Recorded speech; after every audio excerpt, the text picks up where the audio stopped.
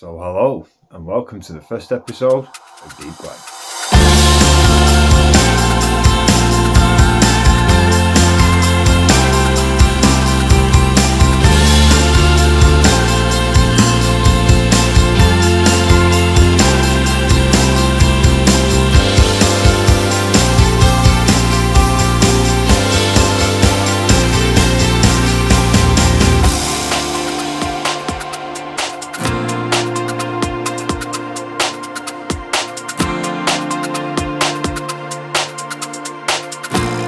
Hello and welcome to the first edition of Deep Glen. I bet you weren't expecting me in here, were you? Right, well basically what's happened is we were just about to film the first season of Deep Glen and the decision was made to move. So I've moved, kind of, half moved. And this is going to be the new room specifically for the layout. So you're kind of getting two things here. You're going to get the build of Deep Glen, and on top of that you're going to get a loft conversion as well now it's done. So as you can see, we've just shifted all the old insulation out, so we're down to the bare bones and it's floor laying time is the next job. But I think what we're going to do first is we're going to go and take a look at how we did the baseboards for Deep Glen. We've also got track laying coming on later in the update, but first of all I'll let you have a look at how we put the baseboards together. So as you do with any layout, you come up with a track plan. First of all, you need to know roughly what you want to do with your layout. So we came up with a few different variations, lots of different ways of doing it, and then also how it was going to fit into the room that it was being built in. Pretty critical. First things first, create the baseboards. So it's we made a mistake. I made a mistake when building these baseboards. The design size of them, I should really have kept the two big sections in two separate small sections for ease of moving around, but that would have put a split right down the middle of something that was visually critical, so I made the choice not to do that. Now that's made it quite difficult for moving these things about. However, in the long run, it looks better for the end user, the person that's looking at the layout, so it is what it is. Basic design now, I've made these lightweight. If I was building this layout to be used at home, I would build it out as something much stronger. Given the fact that I'm going to be carting this around the country, I've built it quite lightweight, which leaves it prone to heat stresses and twisting and bending. I'm hoping that's not going to be an issue. It doesn't appear to have been so far. The layout's been around for nearly 5 years now and it's still roughly in one piece and straight, so I'm hoping I've got it right. As you can see, that is rather long. And when I took it upstairs and I tried to get it upstairs, I couldn't. And it was pretty flexible, which was not good. We didn't need it to be flexible, so I made the decision to shorten it. I should have taken measurements in the first place. I just got this completely wrong. I'm going to be open and honest with you. I got it totally wrong. So I'll cut it in half. That's a simple solution, and it was a very simple solution and worked.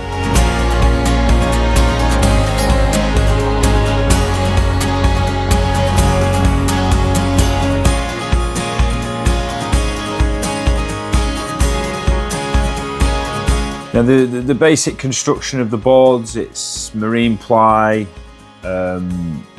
braced with a bit of timber. It's not the thickest of stuffs, but again, if you put it in the right place and you screw it down enough, it does create a reasonably stiff frame.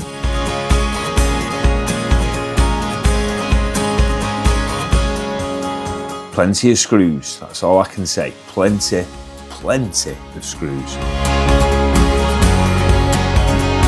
So, frames are built, get them upstairs. So now it's time for the initial layer of cork. Now I've covered the entire layout with, I think it's about a 2mm thick layer of cork. This acts as sound deadening and gives me a decent surface to build off. It was a bit of a task getting this cork in, but I mean, we bought it in bulk and it was cheap enough. We're using no-nonsense spray glue from Screwfix. Sprays on, dead easy to lay, and again it's an initial laying.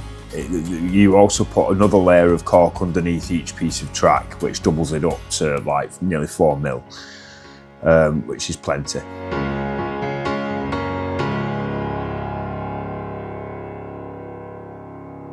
Right, time to lay some floorboards. You've seen the baseboards under construction, now we've got floorboards to construct now in here. Now this is quite a big room, it's 5.8 metres by 4.6. Ceiling height, easily 6.5, 7 foot. So, stood up in the middle, you're not going to hurt your back. But this floor's quite uneven, as you can probably see with these.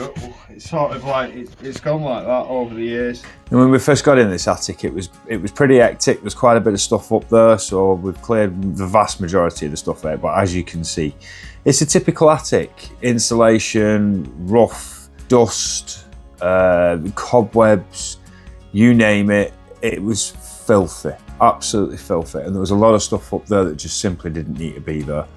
Them old water tanks, I mean, the house has a combi boiler now, so it doesn't need those water tanks, but whoever did the combi install never bothered taking them out. So let's just say we filled a reasonable sized skip with the insulation and the timber and the rubbish that actually came out of this attic as we stripped it back. But that gives you a rough idea of what I was up against when I first got up there. Right, so day 3. Me with my spiky fluffy hair that just won't go back down. And I am in the loft again. Right, so far what we've done, we've ripped all the old insulation out and I've roughed out a new hole for the loft hatch, made it a bit bigger, quite a bit bigger, and we're about halfway now through laying the floor. Just thought I'd just take you through and give you a quick update, so let's have a look what we've been up to. So, new loft hatch. Now we've managed to get the flooring down up to this point. Now I'd just like to say that this is a very old house and the floor is all over the bloody place.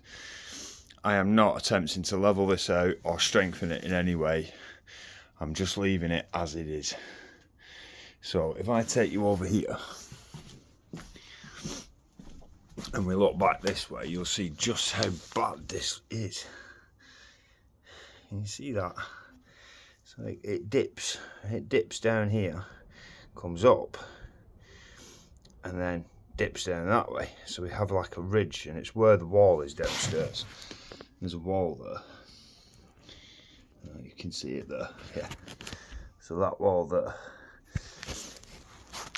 we've clearly had a bit of dropping in the ceiling height and a bit of subsidence over the years, and this has just left this all over the bloody place. But these boards are very forgiving. And I've just laid this one in, that's the switch for the lights. So I'm just going to trim off this edge here, and then I'm going to cut a hole out here, and I'm going to use something I haven't brought up with me, which I should have done. But anyway, we're going to use a plasterboard back box to recess the light switch down to floor level. And we're also going to run 2 light switches. So at the moment, this is the current box, which is live, I'd like to add, so don't try this at home. I hit it with an hammer yesterday, so I thought, oh well, I'll have to buy another one. But yeah, it's working. So we're going to switch that out for a double one. Now, the current wire, basically it's dead simple. There's a ceiling rose just underneath where I'm stood now for the downstairs lights, which has a live and a neutral, which are permanent on the ring. So I've spurred off that, which is the incoming wire here, and this one comes into here and it's broken by the switch, and then that goes out to a power feed to the 3 lights that are up there. These are LED buttons. I've looped the neutral out, looped the earth out, that needs some sheathing on it, I've not finished yet. And then obviously the remaining cable runs up there, goes across there, up there, up there, up there, up there, and then up to the lights. So the idea being, what I'm going to do is I'm going to split this into a 2-way. So there'll be 2 of these on the back, and that wire will loop out to the next one. And we'll put a loop cable from the power feed to the next one. And then I'll send another cable out, and they're going to run some LED buttons that run underneath here, so they'll be centrally mounted under here, down the full length of there and down the full length of there. So you'll be able to have either the main overhead lights on, which are these big ones up here, or you'll be able to put the bottom lights on, which will be down here, which will light from here downwards up, which allows me to test the lighting on the top of the layout while still being able to see what I'm doing. So that's the plan. So what I'm going to do now is I'm just going to take that piece back out again and cut it down to size, and then I'm going to continue to run that way. And there's still some stiffener boards that need taking out. You might find these in your loft. These are boards that have just been nailed in. That's actually the top of a stud wall, that one, but the one behind it, that big one there, these are stiffener boards, and they're designed to just put a bit of stiffness into the ceiling. We can take them out because they're being replaced with these, and these here were designed to hang the ceiling off the main roof. But as you can see, as the roof sunk over the years, these beams here, they start to sag in the middle and come down, and it puts pressure on these and starts pushing the ceiling down, which is what it's done here, which is why it's drooped in the middle there, because these boards, as this has sagged, as the weight of this roof has come down on these beams, and these beams have sagged, it's sagged these and it's pushed the roof down. So when it was being built, smart idea, let's hang the roof off a piece of timber. But over the years it's caused more problems than it's actually solved. So they've already been removed on that side, all the stiffeners are out, and the roof's in on that side, so we've just got this side to do. So I shall report back when we're a bit further on. Right, so let's have a chat about the track evolution. Now, track evolution exists when you plan a layout, you come up with an idea, and it starts off as something like, as you can see here, this is the original idea for the track layout, and it evolved. The more you play with the layout, the more you build the layout, the more evolution, the more possibilities you see within the layout. The track design has changed substantially to the point where it's left us with this. But here's a taster of what we came up with originally. Right, so I think we have a final track plan. Done all the boards now, they're all corked and built, and so I'll take you around the front first. So we've got the split there. Now this is the passing loop for the freight, so that comes round here, round the front, and rejoins the main line at the three-point split there. Then you have the actual main line itself, which comes through like that, and then round, and then you have a little spur off that takes you around the back and eventually off to like a little TMD over there. Platform will run down the middle of that. Station, obviously you've got your brick wall going up, so the station will be somewhere around here, and you'll have a bridge coming out and then down onto the thingy in a little elevator at the side of the bridge. Same on this end here as well, so you're going to be looking tunnel entrance somewhere around here, and then an embankment. I'll probably build this whole section here up as to be part of the village, which I'll come to in a minute. Right, so you go into the tunnel all the way around, you come down the back. Now that's the bit that we'll see from the back of the layout, because we'll be down there facing this way, so this is the public's, where I'm stood filming this is the public view basically.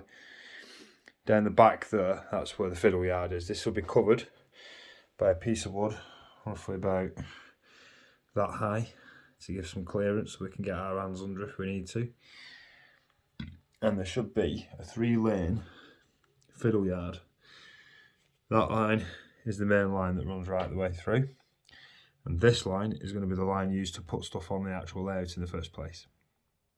So we'll be able to put like wagons and locals and set them all up on this line, which will be isolated and will be done through the testing line, so we can set like codes on the DCC chips if we need to and stuff like that without interfering with the rest of the layout. So you've got to point that end, which will then split, and then another point and another point, which will then split. Then you'll have the same going that way. So that'll be the fiddle yard at the back. We're getting there though, aren't we? Starting to see some track. Excuse the mess. Turn the bedroom upside down just to get this bloody thing in. It's big, It's as big as I could make it without going too big to the point where it would interfere with the bedroom. So there you go. So that's the start of the track laying process back to the attic. Now, as you can see, we have a little bit of a bowing problem, and I don't mean the 747 type. So nice and flat, great big dip. Let's see if we can move that dip. Right, so we're boarded out.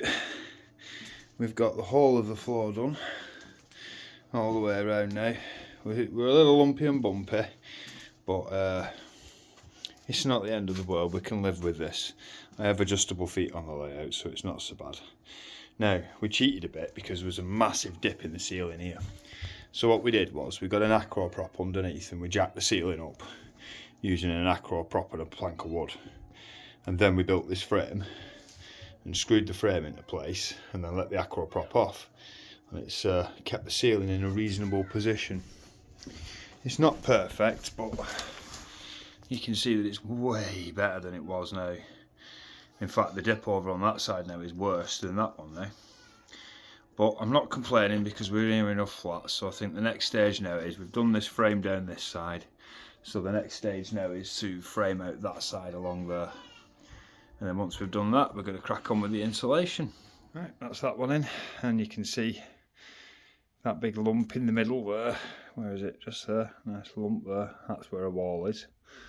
And you've got a big dip there and a big dip there. This one's way straighter. That's what an acro prop does for you, but I just don't have the time to do those two. But nevertheless, we are now done. A few bits and bats left over, nothing much. Oh, and if we come down here and look up, yeah, that's the LED strip trunking temporarily screwed into place. I'm going to screw the plasterboards to this.